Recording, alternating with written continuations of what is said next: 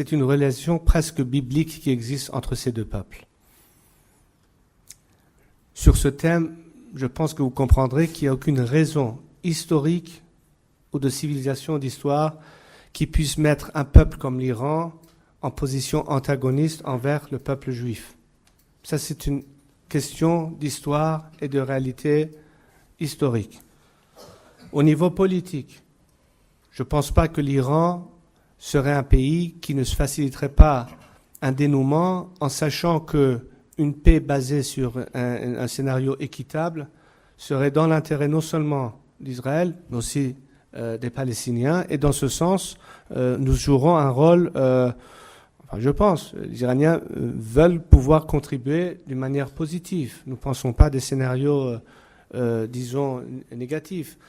Même dans ce scénario israélo-palestinien, les slogans qu'on entend d'Iran, souvent, c'est quand on parle, par exemple, de la question, ils disent le problème, c'est nous, c'est pas cette question. Non pas parce qu'ils ne sont pas intéressés, non pas parce qu'ils n'y sont pas sensibles, mais parce qu'à titre prioritaire, nous devons nous arranger nous-mêmes avant de pouvoir aider les autres. Le régime utilise tous ces arguments agressifs et hostiles pour ses propres raisons, que ce soit pour consommation intérieure ou que ce soit pour consommation extérieure. Ne confondez pas les paroles de ce régime avec la volonté et la croyance et les idées d'une nation. Ça fait longtemps que le régime est séparé des Iraniens et qui ne représente pas les vrais intérêts et les vraies aspirations et les vraies idées de ce peuple. Vous le saurez, vous en aurez la confirmation une fois qu'ils seront libres de s'exprimer. Et finalement, sur le dossier, disons, des relations franco-américaines, enfin, je veux dire, après tout, des fois, j'ai une petite réaction qui me fait sourire parce que je me dis, c'est la première fois où je dis, ah tiens, le président américain est un an plus jeune que moi. C'est vrai. J'ai 48 ans, il en a 47. C'est la première fois que je peux le dire. C'est quoi? C'est une nouvelle génération qui rentre en jeu. Donc je pense, M. Sarkozy, M. Obama, aujourd'hui, et d'ailleurs, pour moi, ce n'était pas une élection en Amérique, c'était une révolution. L'élection du président Obama, c'était une vraie révolution dans le sens, pas révolution dans le sens où c'était vraiment une nécessité historique longuement attendue aux États-Unis de pouvoir dire, voilà, on ne peut plus dire qu'un Américain d'origine africaine et d'un teint de couleur différent ne peut pas devenir et prendre la tête de ce pays. Mais ce n'est pas seulement l'individu. Bien sûr que c'est l'individu. J'enlève rien à M. Obama, mais ça montre un état d'esprit à l'échelle de notre génération actuelle mondiale.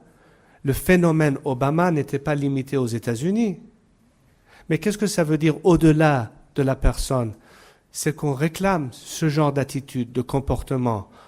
Ça fait partie de cette génération, cette nouvelle vision de leadership qui arrive maintenant d'une autre époque, d'un autre âge, d'une autre génération. Ça ne peut être que positif et encourageant, déjà. Et je suis sûr qu'il y a beaucoup qui pensent comme eux et qui voudraient faire comme eux. Bien entendu, il y a les réalités de ce monde. On s'en rend compte tous les jours. C'est pourquoi, dès le moment où le comportement et l'attitude partent dans le bon sens, je pense que la chance de réussir est beaucoup plus qu'avant. Parce que nous sommes, je pense, des générations ou membres de générations. Quand on parle de changement, c'est qu'on y croit. Ce n'est pas un slogan. Et on y met le paquet. Et on y met tout ce qu'on peut. Et normalement, ça réussit. Ce n'est pas la génération de politiciens qu'on a connus en Europe, en Amérique ou ailleurs. Normalement, c'est le status quo. Normalement, not under my watch. Le problème de celui d'après moi, c'est son problème. Vous voyez, c'est une autre attitude. Aujourd'hui, notre monde demande des gens qui prennent des responsabilités beaucoup plus peut-être compliquées, mais c'est ça la réponse. Les gens veulent un changement réel. Et quand on voit des dirigeants qui réclament un changement réel et qui mettent le paquet et qui se montrent capables, ensuite les gens disent « Yes, we can ». Ils commencent à croire à eux-mêmes. C'est important. Et j'espère que ce type de dirigeance peut effectivement inspirer beaucoup de gens. Moi, j'essaie de faire de ma part ce que je peux faire pour mon pays. Et je pense que c'est le sens d'une nouvelle connexion qui existe avec les membres d'une société et leurs dirigeants et leurs leaders.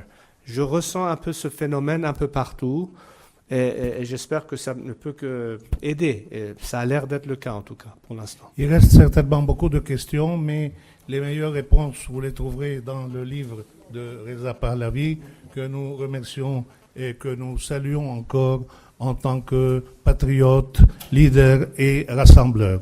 Je vous remercie. Merci beaucoup.